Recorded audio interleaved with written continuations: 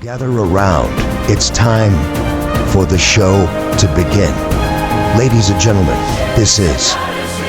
Hey everyone, my name is Jason. Hi friends, it's Desiree Josen.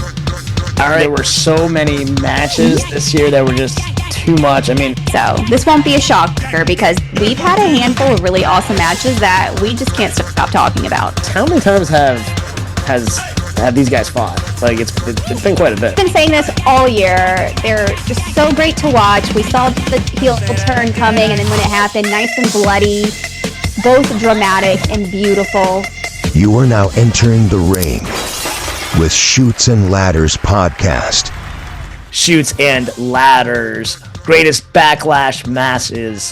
What's going on, everyone? My name is Jason. Hey friends, it's Desiree Josen.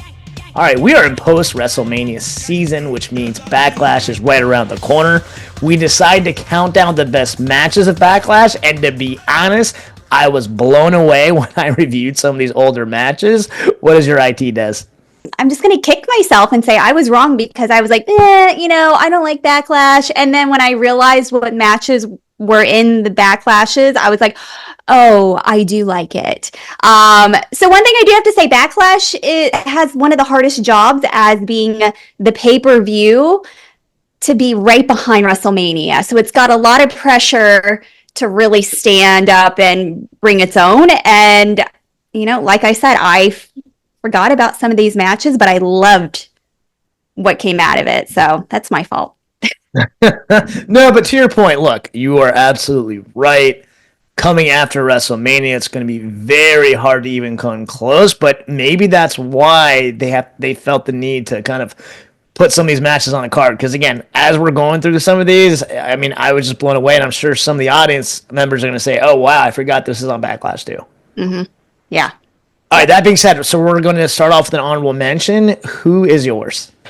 I'm going to pull a U and say I cheated and did two. One of them is just because I could not put it on the list, and I feel like it's a lot of people's top three, and it should be, but I found some other ones that were better. And it's from it's the triple threat match with Triple H, Shawn Michaels, and Benoit. Nice. And so that one, I think a lot of people really like that one, but it's in Montreal, so they still hate Shawn. And what's great is Benoit, puts him in a sharpshooter and he taps out and he wins. And so I guess Montreal got what they wanted. And my second one, I was actually going to put this as my top 5, but I was like, no, I found something a little bit better. And it's the submission Iron Man match between Kurt Angle and Chris Benoit. Oh, yeah. So that one was just a great technical match. And I feel like that should be like a submission for dummies kind of episode, kind of match or you introduce your friends to wrestling and be like, these are a whole bunch of holds and submissions. This is the crossface. This is the ankle lock kind of fun thing. So sure. Yeah. No, listen, you picked absolute classic matches for sure. My honorable mention, this was actually pretty recently, it was 2023, Io Sky versus Bianca Belair. Yeah.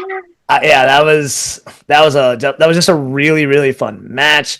Again, coming after Mania, it's kind of hard to kind of top their performances of Mania, but they brought it that night, so I had to put that on there. Oh, that's such a good choice. All right, who is your number 5?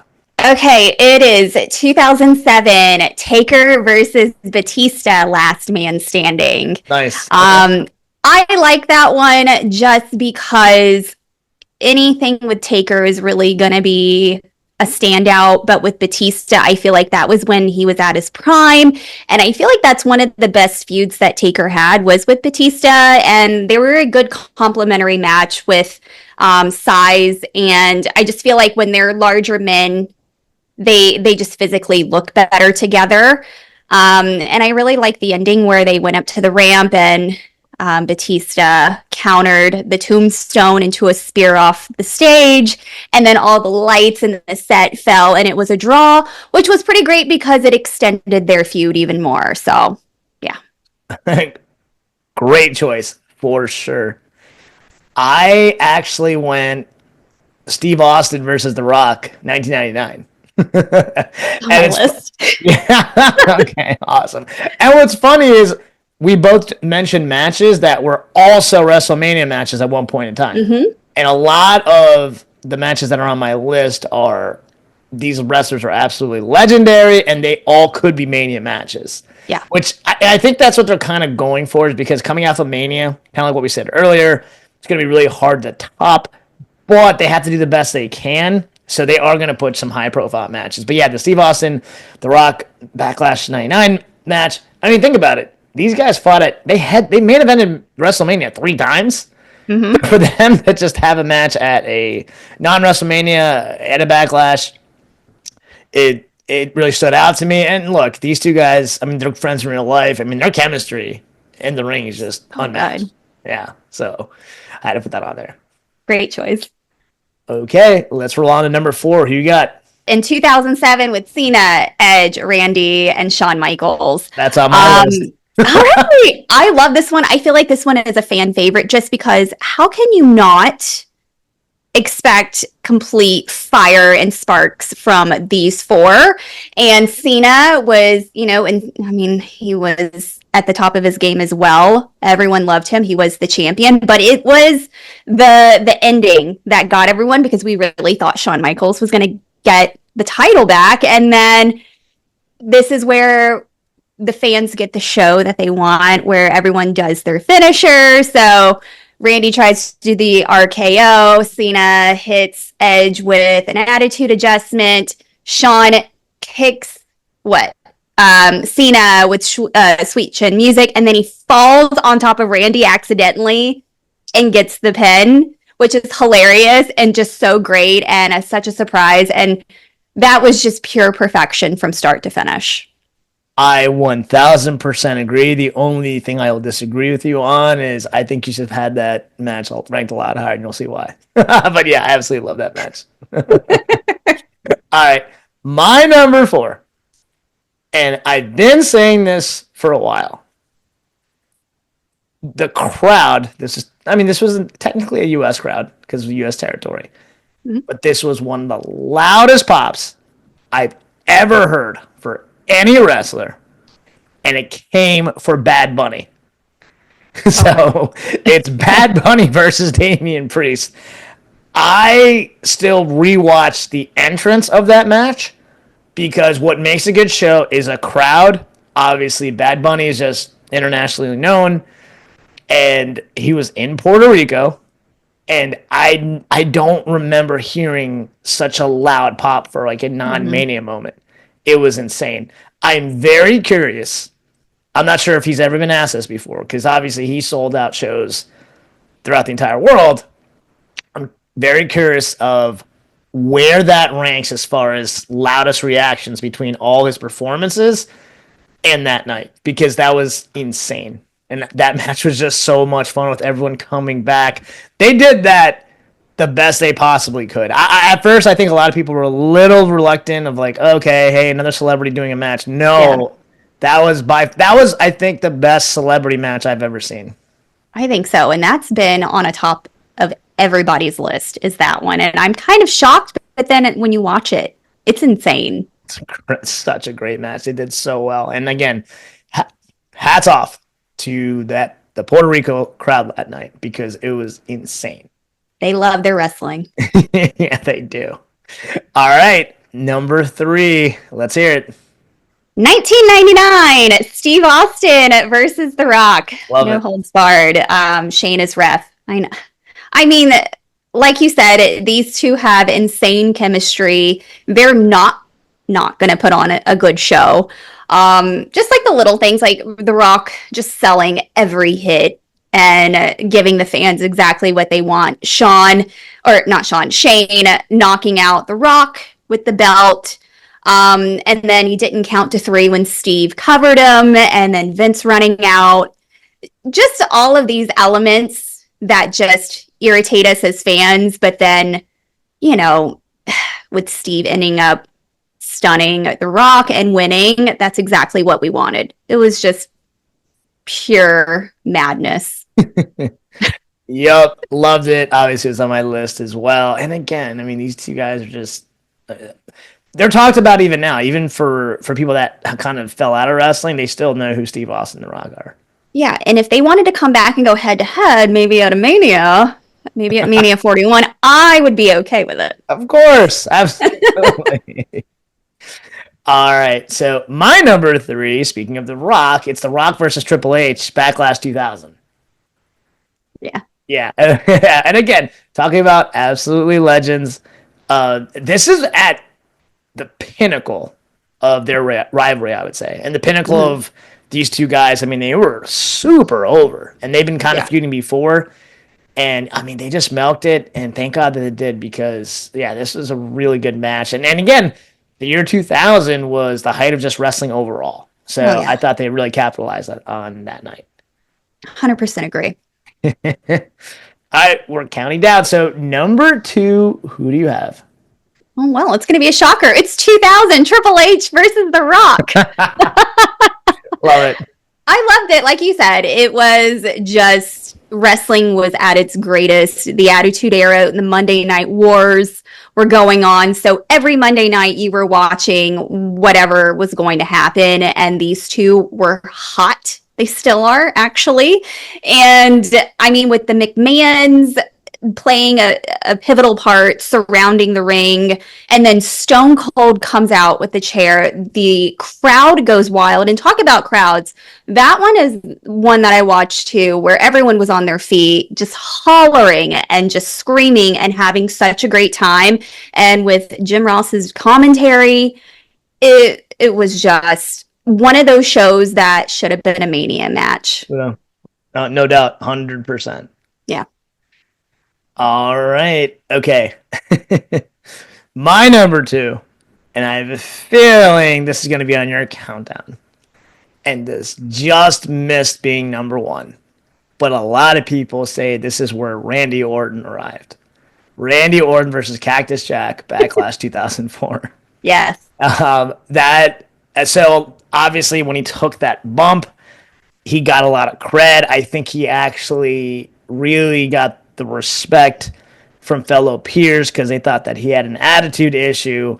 Who else to put him over in a hardcore match than Cactus Jack? Mm-hmm. So this match is still talked about. A lot of people had this at number one. I have a feeling you do too, and rightfully so, because yeah, this really was just two guys. I mean, one that was ascending and one guy that was obviously a legend. Hats off to creative for pairing them together and making this match work. Hell yeah. All right, number one. I wonder who is yours. I wonder. It's going to be the No Holds Barred 2004 Cactus Jack, Randy Orton. This was the one Backlash match that I was fully aware of. So when we said that, I was like, oh, I already know what my number one is. Yeah, and I had a feeling that too. It's obvious. Yeah, I mean, it was amazing, and it did put Randy over. What was really cool was Mick Foley wanted this match. He was like, I want to go after this Randy Orton guy. That tells you a lot, especially when he was new, but he didn't have the best reputation, and this was when he was a part of Evolution too. So I mean, he wasn't in the greatest fan in the locker room, and being a third generation wrestler, people really thought everything was handed to him. But like you said, this match really put him over. Both of them excelled in that, but it was just that failed RKO into the thumbtacks, the barbed wire baseball bat, and Mick trying to light it on fire. Then Eric Bischoff is like running out in the middle of it. It was like, no, if you light this on fire, the fire marshal's going to come out and cancel all of Backlash. And my favorite spot is when when Cactus Jack does the elbow off the ramp onto Randy with that really cool low angle shot. But yeah, I mean, Randy won, but it was a bloody match, and I just love those hardcore matches. Listen, it's well deserved that that's the number one on your list because it's number one on a lot of lists, including one of the website, like some of the websites that I've been reading. So, yeah. All right, my number one was on your list, and I had to put this on. It barely edged the Randy Orton Cactus Jack match. Pun intended, I guess, in this case, but it's 2007 Edge versus John Cena versus Randy Orton versus Shawn Michaels. I had to put it on because, like you said, the finish was absolutely amazing. But look, this is insane that these four guys were in the same match. I mean, any one of these guys would, they could easily have had, any combination of these four guys headline Mania. In fact, they have. So the fact that, in fact, a lot of them have anyway. But the fact that this was like they were all four in the same match, and again, that finish, just like you mentioned before, I had to put it on. And I got, quite frankly, because it's been so long, I honestly forgot that this was at Backlash. So when I saw that was just mind-blowing. But yeah, I had to give this as my number one, and this was so much fun to kind of roll through and just kind of review a lot of these matches. So good. So final thoughts. How do you think this year's Backlash will transition from Mania? I think it's going to be a pretty good show. I am hopeful. Reason being, it's going to be in St. Louis, so that's going to be Randy's territory. So I expect a stellar match with Mr. Randy Orton. Who knows? We may get a Randy Cena match. Who knows? I would hope so. But yeah, I would expect, after seeing this list, it's quite a possibility, especially with the consistency of WWE. It is quite possible. Absolutely love it.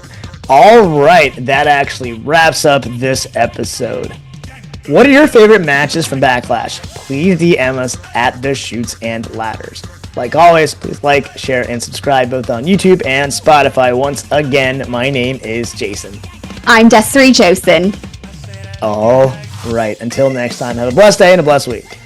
Bye, friends. Chutes and Ladders. Follow us for more content.